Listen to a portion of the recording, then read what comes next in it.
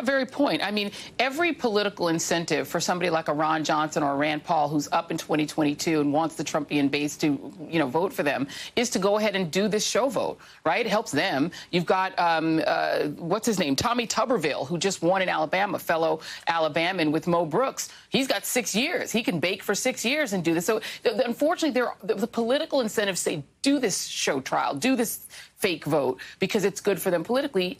Is this the kind of thing that ultimately has driven you out of the Republican Party? Indeed. Look, at the end of the day, there's now one pro-democracy political party in the United States of America, and that's the Democratic Party. And I am a member of that party because of that. I'm a single-issue voter. I believe in American democracy.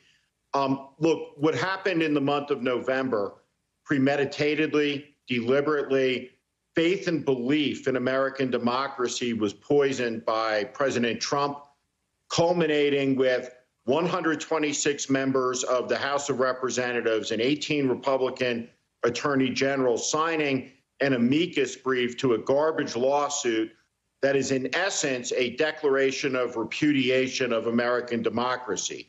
Do not look at their signing onto that amicus brief as some type of legal action. It was not.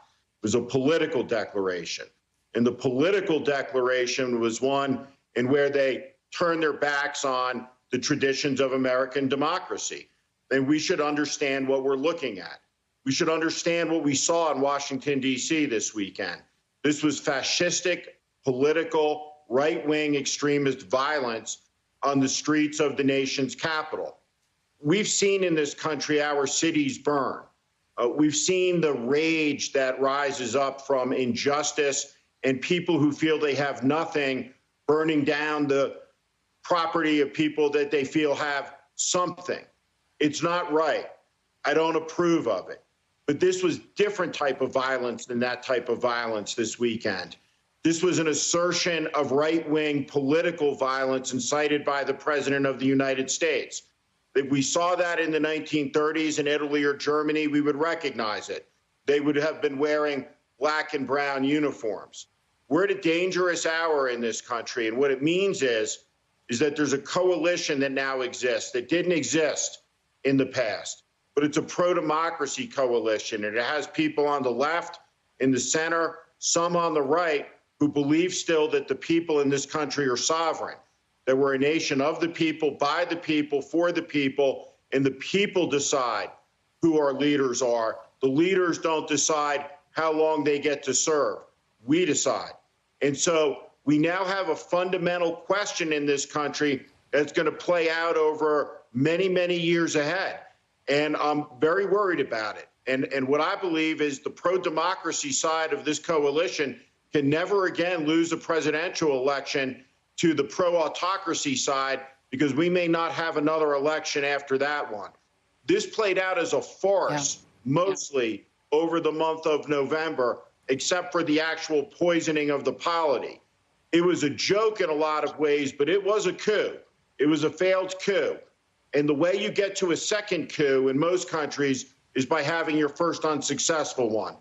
This is shameful conduct, dangerous conduct, and the country is in a dangerous hour, and unlike one we have ever been in before, because of the seditious activities of these Republican attorney generals and members of the House. And, Congresswoman, it's not only has these fascistic overtones, as Steve said, there's also an oligarchic piece of it, too, because we're in the midst of a pandemic. There was a really great op-ed in the Washington Post that talked about the fact that now line cutting is a thing, that you now have the administration throwing out there that maybe they should get the vaccine first. You've got them giving friends of the president, personal friends of Donald Trump, getting exclusive treatments that no one else can get, Chris Christie, Rudy Giuliani, and others. Chris Christie even skipping he didn't even want to be in the trials because he wanted to make sure he got the real drug. And now there's talk of, Mitch McConnell being able to distribute to the Senate when he's not distributing COVID relief. This is a problem. What do you make of it? And, unfortunately, Black people in particular expect them to be unfair in their distribution. They don't trust that, we're going to be treated right. And even though there are some suspicions about whether or not there will be some experimentation on Black people because of the history of this having happened, they know and expect that something was going to go wrong. It is absolutely unpatriotic. It is absolutely unconscionable. It is absolutely unheard of for the oligarchs, for the head of our government, as we are now referring to them, to stand in line first. They're not going to stand in line. They're going to be treated before anybody else. And even for people who are suspicious about some of this, when they see that they're taking this kind of action, that just helps them to understand that they're going to be unfair in more ways than one. And I want to tell you, I don't believe that members of the Senate or the members of the House of Representatives or any of us should be first in getting the vaccinations if this is what we want. If we want to get vaccinated, we need to stand in line like everybody else. It is not fair for those in high office to be treated first. I was always concerned about the fact that the president, who was infected, somehow got extraordinary treatment that allowed him to come back out as if very little had happened to him. I don't like the fact that Giuliani gets to the hospital the minute he is tested positive. Most people can't get in the hospital when the minute that they're tested positive. Most people who get the virus have to certainly exhibit signs of horror, of being very, very sick, of needing ventilators, et cetera, et cetera. So no, this is not fair. But, this is a dishonorable president.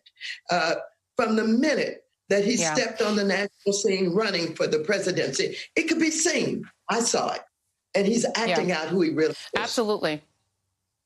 Indeed, and we know that you yourself lost your sister to this virus, so you speak, of what you speak. Congresswoman Maxine Waters, Steve Schmidt, thank you very much. And Steve, we hope everyone will listen to that podcast about your change of party. And now, for his part, Donald Trump still refuses to concede, by the way, that he lost the election, even after electors in all 50 states cast their votes. Here is how White House Press Secretary Kayleigh McEnany explained that.